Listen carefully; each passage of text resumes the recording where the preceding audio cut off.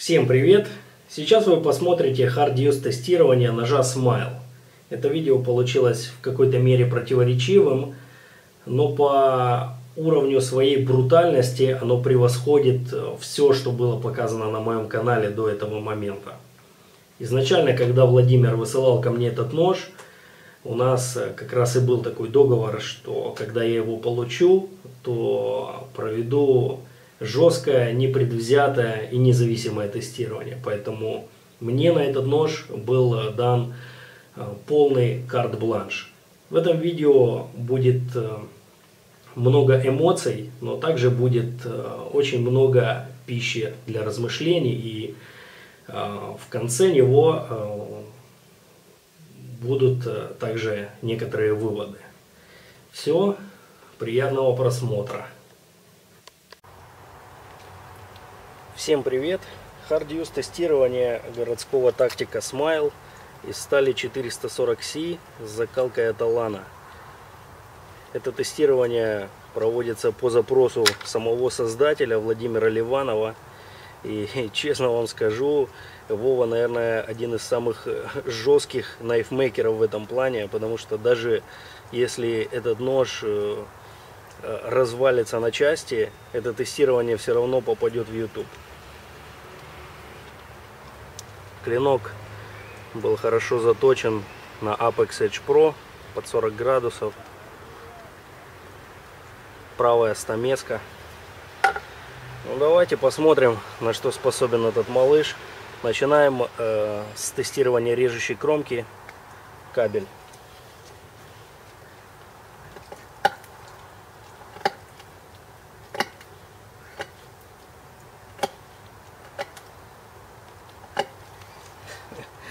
Ну, он шинкует этот кабель как какую-то петрушку на кухне. Очень легко. Теперь после разминки переходим к чему-то более серьезному.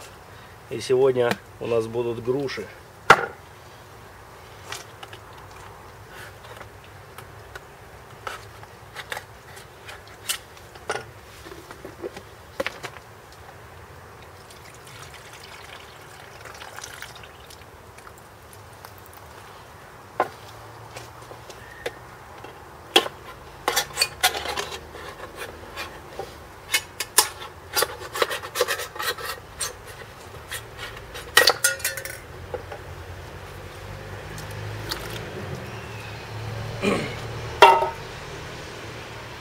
Из-за того, что это правая стамеска, этот нож не так уж четко идет по кругу, но само прорезание этой жести как проваливается, как в масло.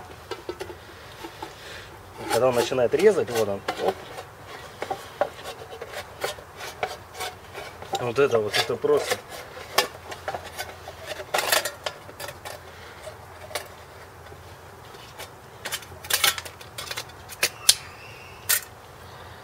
Есть. Как поживает режущая кромочка. О, есть хорошие замины. Но, по крайней мере, это замины, а не сколы. Вот, я думаю, можно видеть вот здесь и вот здесь вот.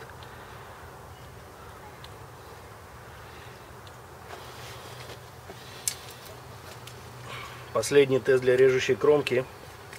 Строгание алюминия.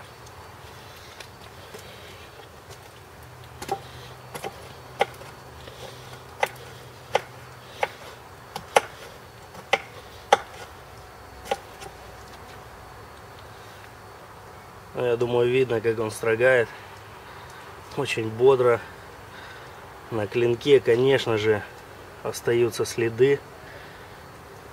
Но если это все почистить, да я даже как бы повреждений особо не вижу.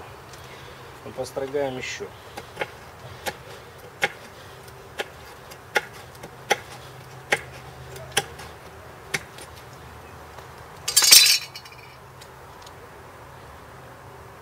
Ну, вообще, мне кажется, с алюминием справился лучше всего.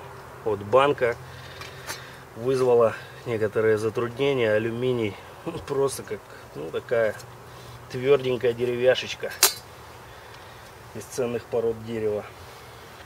Дальше тестирование стойкости кончика и всей конструкции. Будем пробивать отверстие вот в этом бруске и вот здесь, в этом месте. Это очень такое непростое место. Здесь сучок. Но я специально буду долбить именно тут.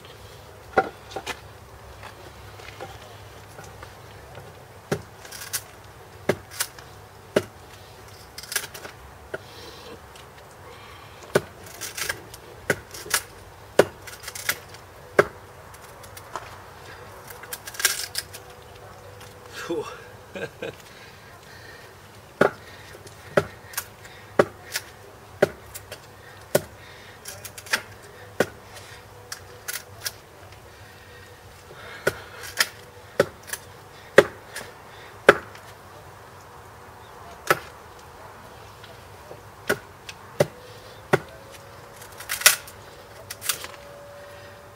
Опа.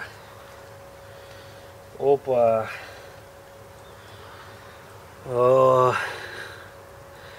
вот вам, ребята, кончик. Очень толстый кончик. И он остался тут в деревяхе. Вон там внутри, вон он. Очень печально. Здесь как бы это даже не относится вот к сучку. Здесь это сбоку, где чистая древесина. Кончик отломался. Посмотрим на скол. Ну, на скол посмотрим потом уже в макросъемке. Скол довольно такой какой-то неоднородный, некрасивый, я бы сказал. О, как жалко. Как мне жалко этот нож. Ну, еще как бы, ну и дальше получается, нету смысла в каких-то дальнейших тестах. Я планировал сделать еще пробивание жести, естественно, 0,8 и 1 миллиметр. И потом я хотел пометать этот нож. Ну, пометать таки импровизированно, то есть сымитировать действие метания, чтобы просто этот нож бился. Я даже не знаю. Ну, давайте я попробую его немножко пометать, то есть перепрыгнем через этап с... Вот я сейчас просто пошвыряю его вот в эту вот фанерную доску.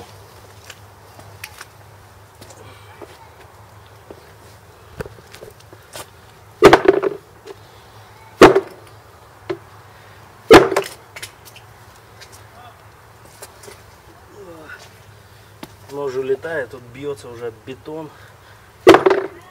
Ну, это просто из-за того факта, что кончик отсутствует.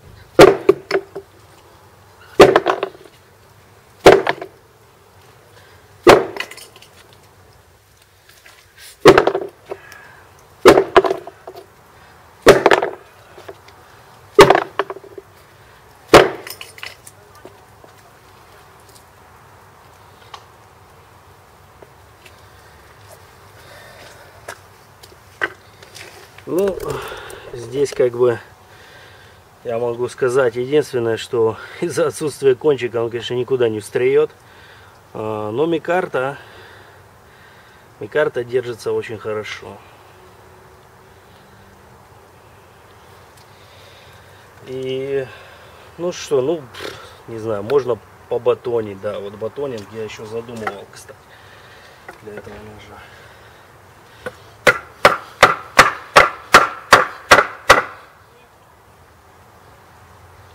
Ну, батонит он отлично.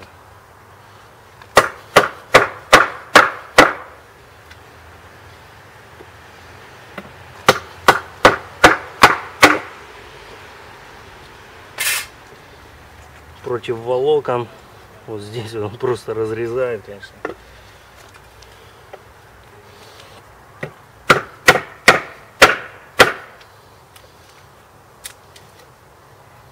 О, ну вот и батонинг сказал свое слово.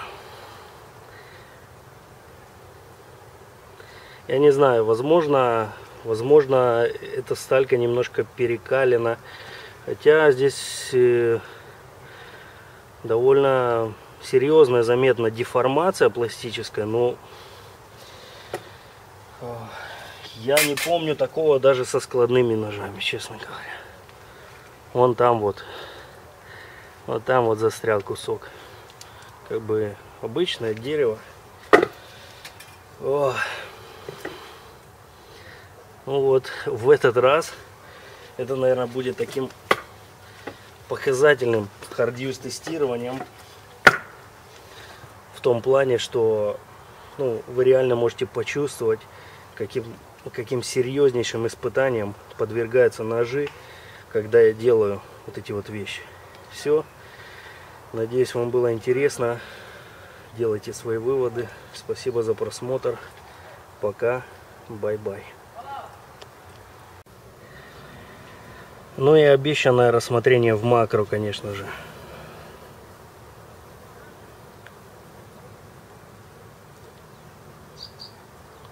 Скол на кончике.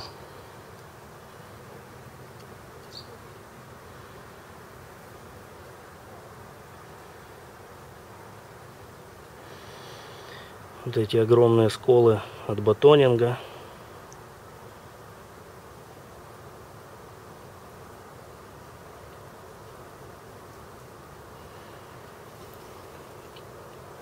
Рукоять вроде в порядке.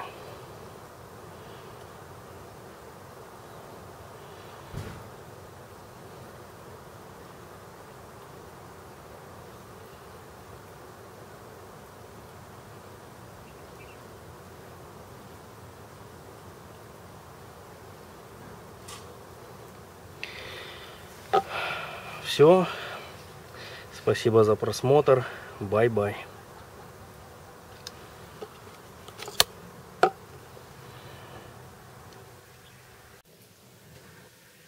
Все увиденное я уже обсудил с Владимиром, и мне кажется, что это тестирование дало очень четкое понимание о физических пределах этого ножа.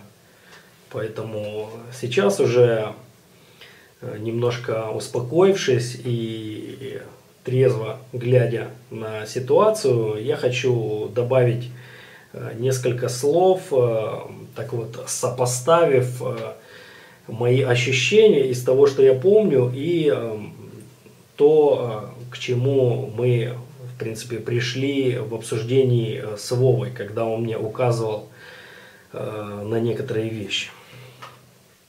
Значит, естественно, заметно, что здесь режущая кромка получила очень мощную пластическую деформацию. То есть тут видно, что ее прямо вывернуло.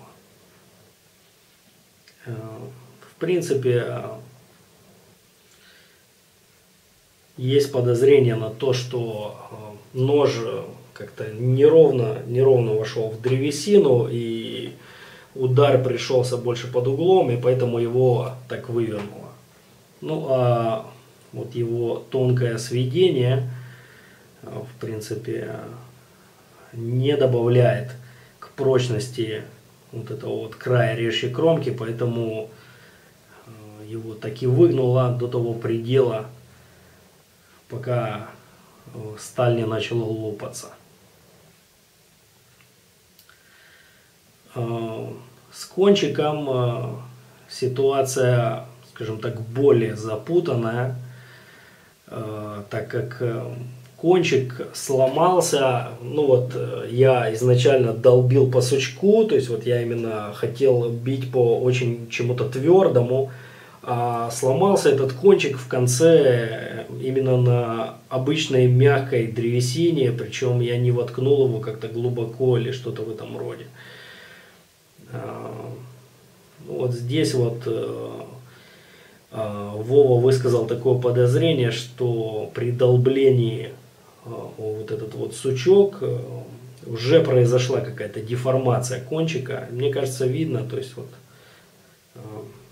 нож здесь вот имеет отклонение, то есть кончик тоже погнут. И то есть он уже был полумертвый, когда я потом воткнул его в деревяху, и он уже отломался.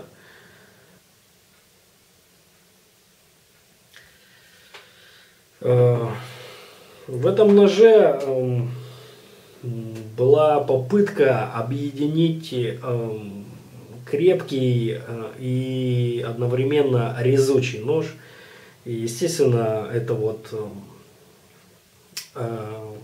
ну как, оставило свой отпечаток и внесло свои коррективы.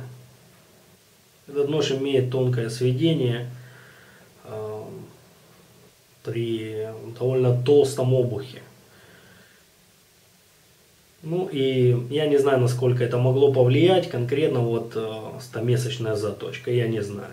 В принципе, Эмерсон все выдержал без каких-либо проблем, имея тоже стамеску, естественно, сведенную гораздо толще. Это понятно.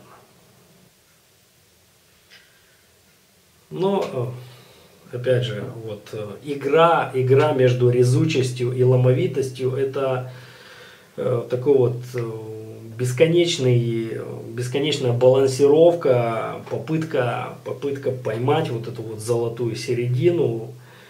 И ну, этот нож просто показал свои пределы, что им делать можно и что им делать нельзя. Возможно, далее, даже невозможно, я уверен, что будет определенное какое-то переосмысление, и, возможно, Вова сделает свой какой-то видеоответ, расскажет о том, что он думает. Ну, потом, когда уже как бы мысли успокоятся. Сейчас, естественно, все, конечно, в шоке. И, ну, никому это не нравится, я бы сказал. Как свет отсвечивает, можно видеть здесь, как очень сильно деформировался клинок.